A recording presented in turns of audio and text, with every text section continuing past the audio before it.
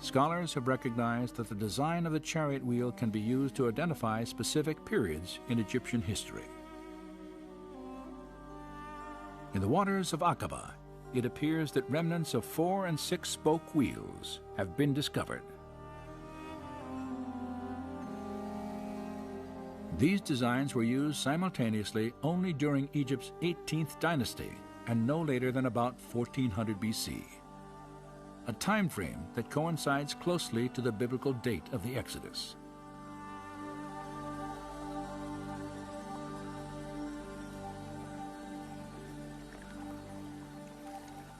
The discoveries made between Nuweiba Beach and Saudi Arabia have been fascinating, but they also raise some obvious questions.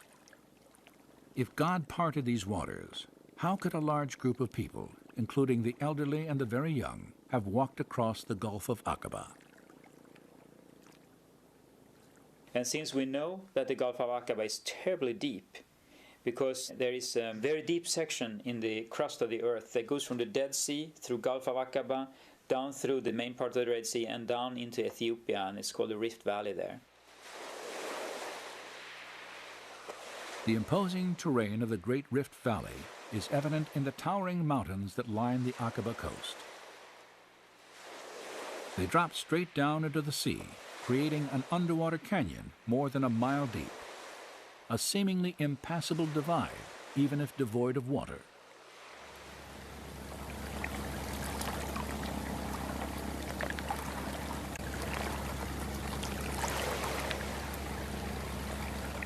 While surveying the subsurface topography of the Nuweiba crossing site, evidence was uncovered that could help explain how Israel walked from one coast to the other. While the existence of an underwater ridge stretching from Nuweiba Beach to Saudi Arabia may make it easier to understand how the Israelites could have crossed the Aqaba Gulf, it does not explain the actual parting of these waters in the manner described by the writers of the Exodus account. My understanding at Nuweiba is that if the water was removed so they could cross there, it is nothing that we could explain from a scientific point of view, period. Well, if you look at the Red Sea crossing as it's described in the Bible, what you clearly see there is this situation where a wind has come up and has dried out the land for them to cross. But then there's this element where the waters have formed a wall to the left and the right of the Israelites as they pass through. And they say that 2 or 3 times, so it's quite clear in their memory that the waters were like a wall. And there's just no naturalistic explanation for something like that.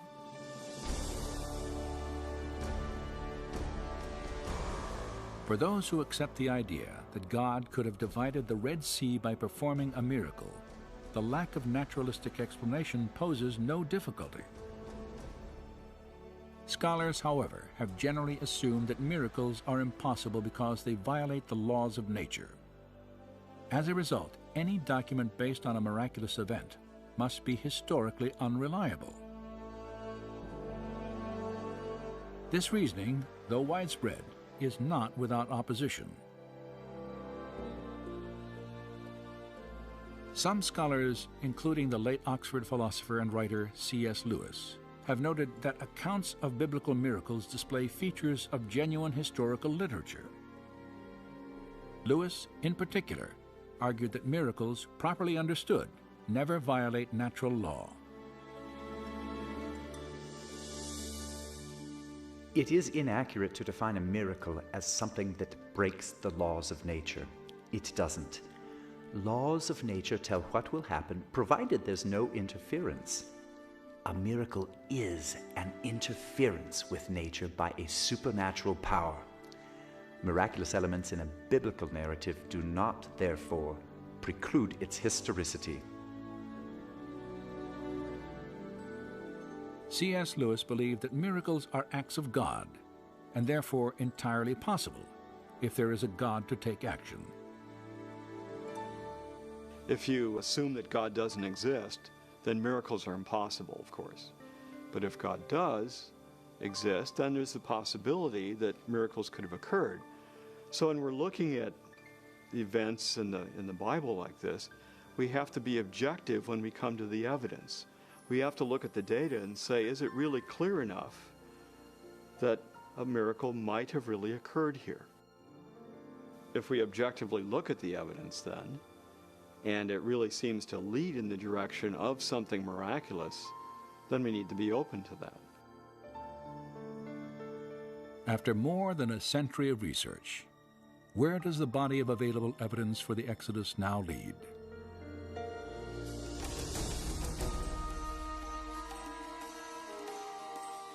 Many archaeologists have attempted to trace the path of Israel's journey to Mount Sinai. The routes they have most frequently proposed have yielded little or nothing in the way of actual confirmation.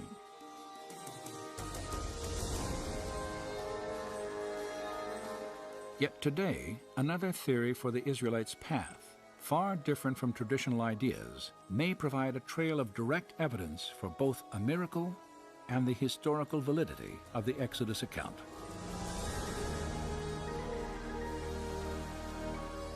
Beginning in northeastern Egypt, Egyptian records and archaeological excavations document the presence of a Hebrew slave population several centuries prior to the probable time of the Exodus. Evidence also shows that the Hebrews later appeared in Canaan, the promised land, after centuries of bondage. Historical documents and possibly archaeological evidence locate the Mountain of God in northwest Arabia, the site of biblical Midian.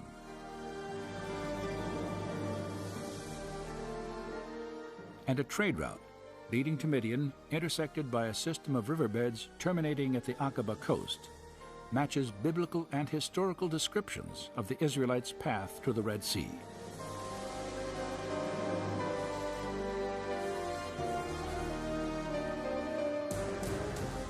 There, in the waters off Nuweiba Beach, structures resembling 18th dynasty chariot wheels lie embedded in coral on an elevated ridge that connects the Sinai and Arabian peninsulas. So then you have a lot of things that you can put together to build a picture, like a puzzle. And we find artifacts, and we find geography, locations and surroundings, so to speak, around this that fits the text very well. Well, a good scientific theory explains a lot of evidence very simply and coherently. And there's a pattern that's coming out of this evidence that really suggests that the biblical record has a lot more historical content to it than what scholars have been willing to grant in the past. So the question no longer is, why don't we find any evidence for the Exodus? But instead, what do we do with this evidence that we now have that clearly seems to support the biblical record? The scriptures tell us that nearly 3,500 years ago, God parted the waters of the Red Sea and led the Israelites to freedom. Did it happen here? Did it happen at all?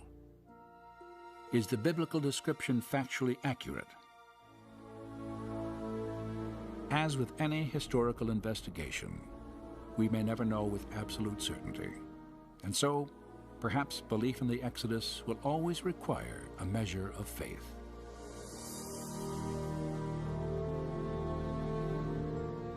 But facts and faith need not conflict, as recent discoveries suggest.